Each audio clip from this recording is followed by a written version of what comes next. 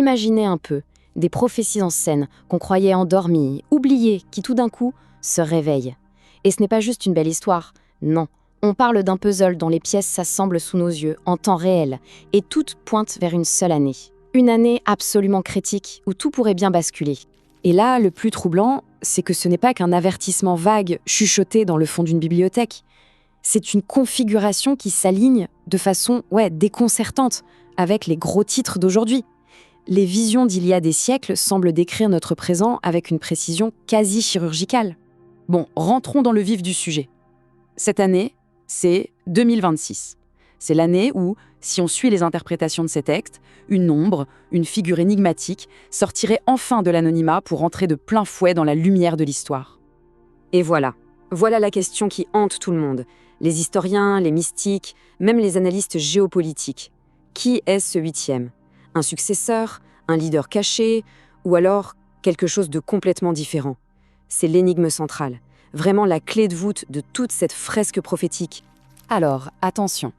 Les prophéties, elles ne parlent pas de petites réformes en douceur.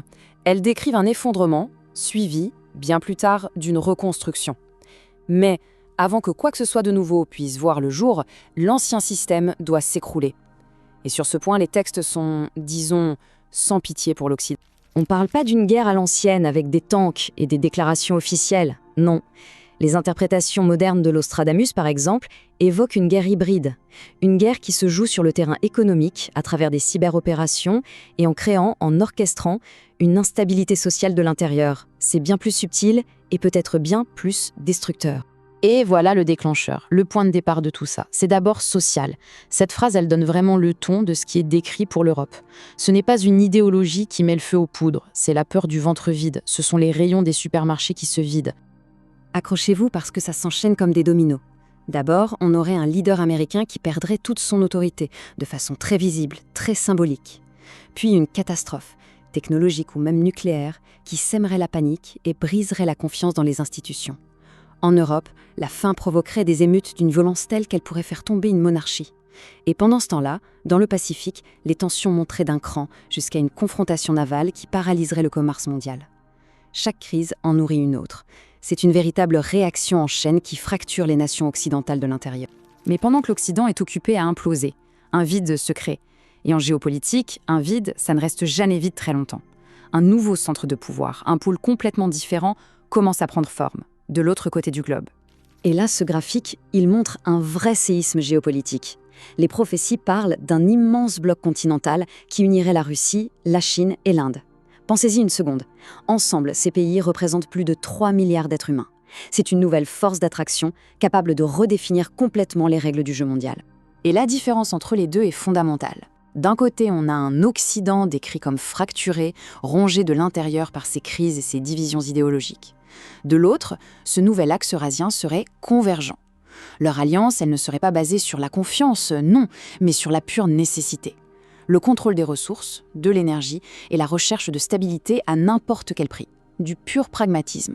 C'est là que les vieux symboles de Nostradamus deviennent très concrets. Le dragon rouge, qu'on associe depuis longtemps à la Chine, étendrait son influence, mais pas par les armes, par la puissance économique.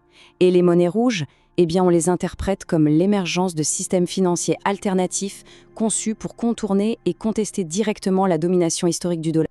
Mais attention, ces changements géopolitiques ne sont que la partie visible de l'iceberg. Les voyants, eux, décrivent des bouleversements bien plus profonds, qui touchent aux fondations même de notre civilisation. Ce ne sont pas les crises séparées, en fait. Ce sont les différentes étapes d'une seule et même grande transition. Et c'est là que ça devient vraiment vertigineux. Imaginez, 3 révolutions qui se produisent en même temps. La fin du pétrole, non pas à cause d'une pénurie, mais parce qu'une nouvelle technologie le rendrait d'un coup obsolète. En parallèle, un premier contact, mais secret, pas pour nous sauver, mais pour accélérer notre savoir scientifique. Et pendant ce temps, les grandes institutions morales, spirituelles, politiques, qui donnaient un cap au monde, s'effaceraient, laissant un vide immense. Il faut vraiment bien comprendre la nature de ce contact, tel qu'il est prophétisé. On est très très loin des films hollywoodiens. Pas de vaisseau dans le ciel, pas d'invasion.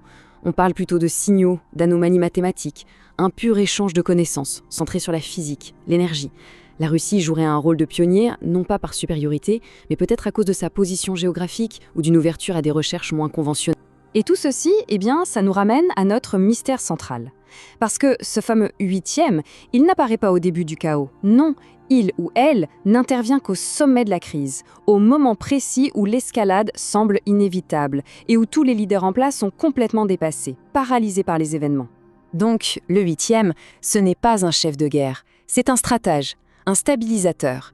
C'est quelqu'un qui comprend que le vrai pouvoir, aujourd'hui, ce n'est pas la force brute, mais la capacité à influencer des systèmes complexes. Son but, ce n'est pas la gloire, c'est juste d'empêcher une réaction en chaîne qui pourrait mener à une catastrophe mondiale. C'est un disjoncteur humain, en quelque sorte.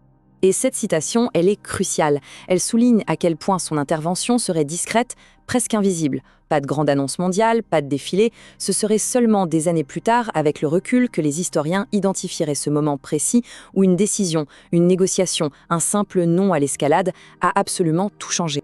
C'est la séquence finale de cette grande transformation. L'ancien système ne s'effondre pas dans un grand boom, il s'arrête juste de fonctionner. Le vrai pouvoir, il se déplace vers ceux qui contrôlent les choses essentielles. La nourriture, l'énergie, la stabilité. Au milieu de ce chaos, la Russie est décrite comme un pilier qui reste debout. Et c'est à ce moment-là que le huitième intervient. Pas comme un sauveur messianique, mais comme un closer. Celui qui met fin à la partie par une action décisive, chirurgicale et surtout silencieuse. Finalement, ces prophéties, elles ne parlent peut-être pas d'un destin inéluctable, mais de pression, de trajectoire. Elles indiquent une direction, pas une condamnation. Ce qui nous amène à la question de fond, est-ce qu'on sera capable de reconnaître le point de bascule au moment où il se produit?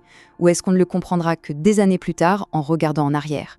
Parce que les moments les plus dangereux ne sont jamais les plus bruyants, ce sont ceux où, en silence, le choix nous a déjà échappé.